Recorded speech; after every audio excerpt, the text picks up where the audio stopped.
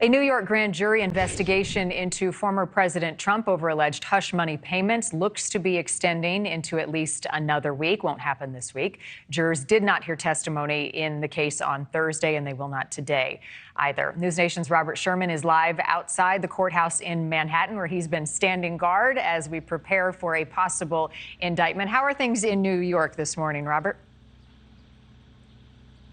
All is quiet here, Marni, and it's pretty much a night and day difference compared to the early parts of the week when we were all talking about former President Trump announcing that he would be arrested on Tuesday. That did not happen. And now here we are Friday looking at the weekend. There hasn't even been an indictment handed down in this case. So there is definitely a long way to go, and the situation has really changed here. You mentioned that that grand jury did not hear testimony on Thursday, also did not convene on Wednesday, which has been breaking from the norm here. And in terms of why that happened, it's definitely hard to say because all this happens behind closed doors. But the experts who we speak with say there are plausible explanations.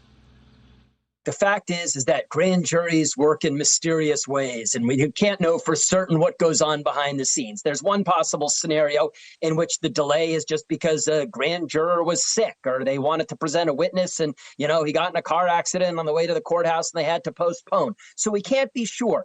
But at the same time, it is peculiar to me as an outsider watching this process unfold that the DA was clearly ready to move at the beginning of this past week or this week, and yet he hasn't. Why not? We don't know.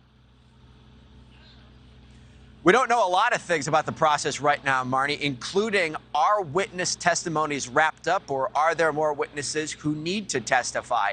If witness testimonies are wrapped up, then this could potentially be put to a vote in which 12 of those 23 grand jurors would have to vote in favor of an indictment in order to hand one down. Regardless of whether that ends up happening or not, the district attorney's office making clear they will be announcing the findings of the investigation and whether an indictment is ultimately handed down or not.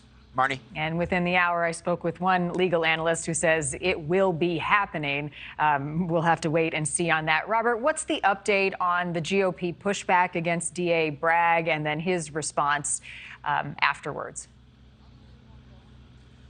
Well, that's the story under the story, right, Marni, is that, of course, everybody's talking about what's been happening here. But now you see the back and forth finger pointing, politically speaking.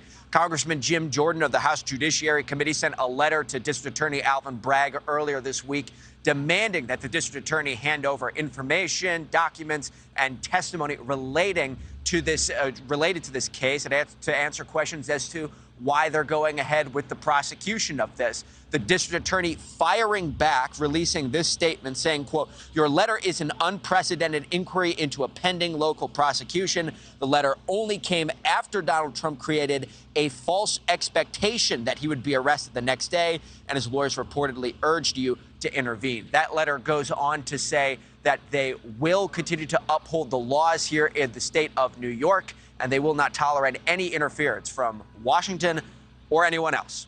Marni? All right, Robert Sherman continues on standby in New York. Thank you.